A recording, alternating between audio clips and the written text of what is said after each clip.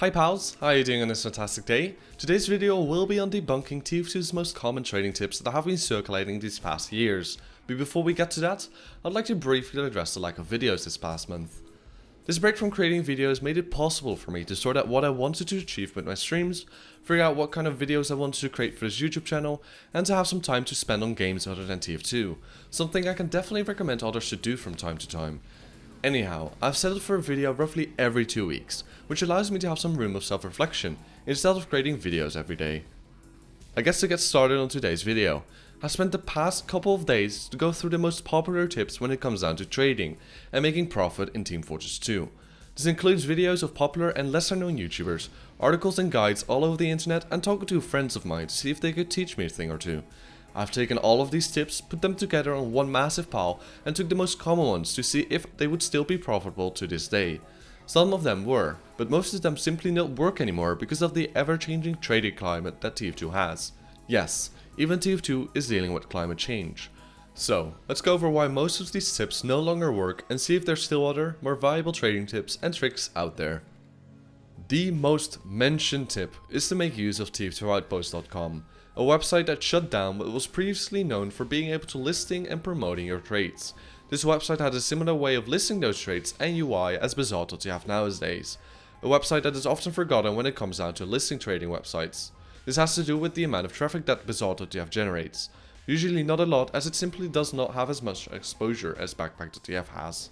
Backpack.tf is currently the only viable website when it comes down to listing and promoting your trades. It has an entirely different way of listing those trades. Instead of having one thread with multiple items, trades are listed based on an individual item, which makes it easier to navigate and use.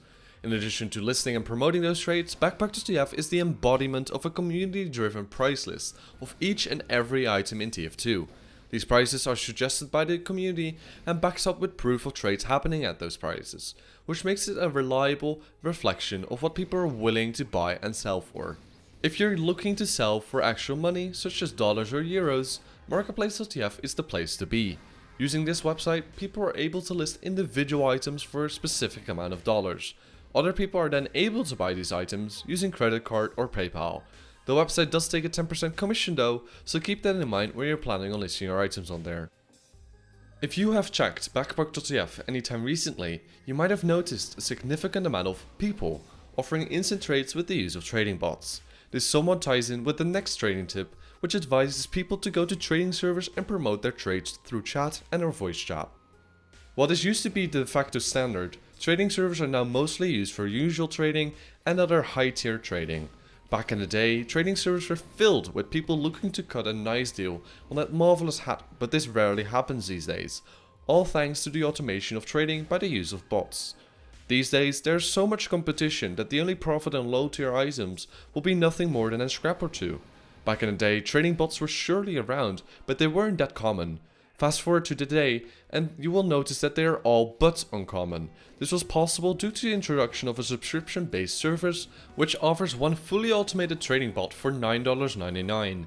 This made automated trading accessible to the mainstream and was at that time still profitable if the database with all the current items being bought and sold was properly maintained with the latest prices.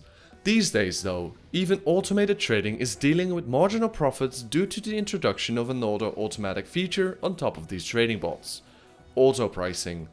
This feature allows bot owners of that service to pay a small amount of money to automatically update all of the prices that the bot has in its database.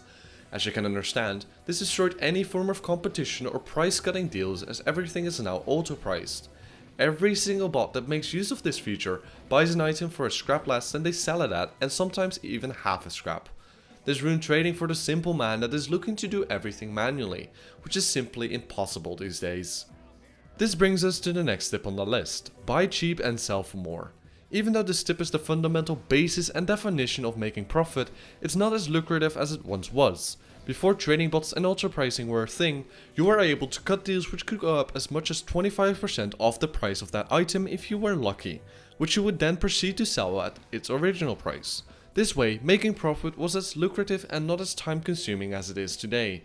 As I mentioned earlier, the principle of buying cheap and selling for more has seen a drastic change from a sweet 25% difference to a scrap or two at most.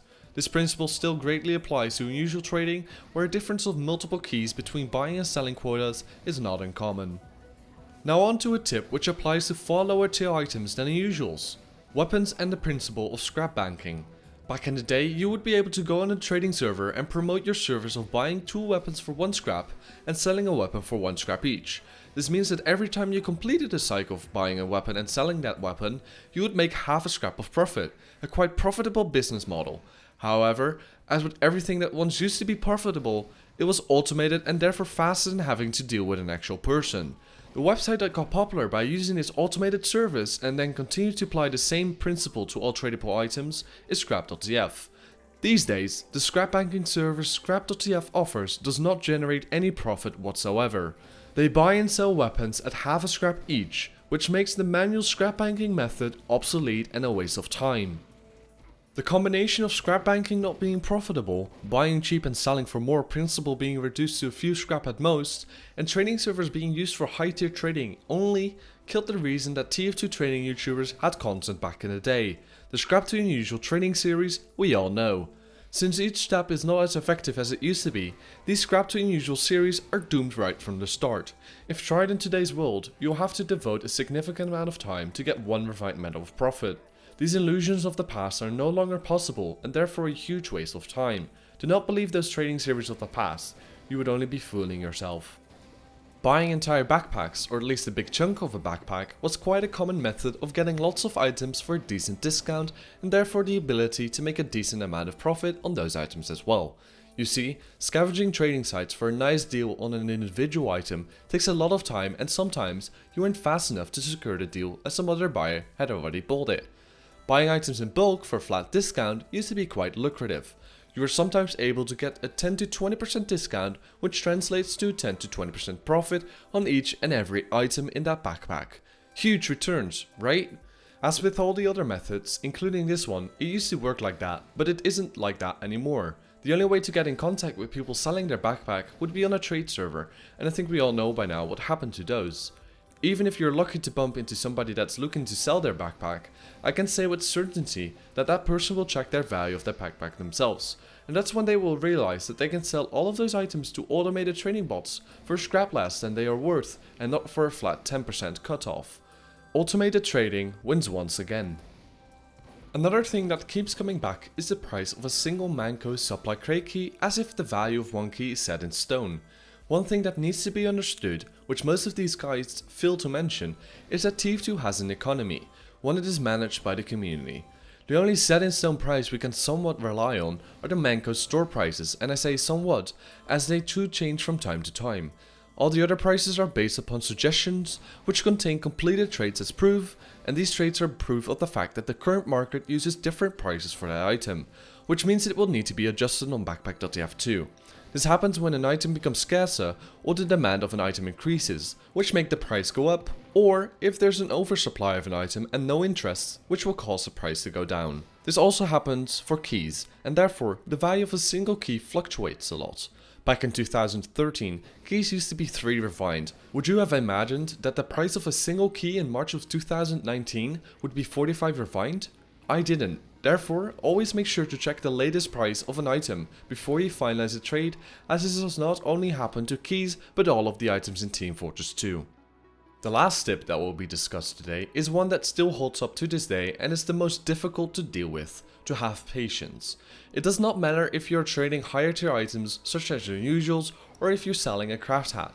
You shouldn't expect to be able to sell your item right away. It takes time and lots of patience to become a good and profitable trader.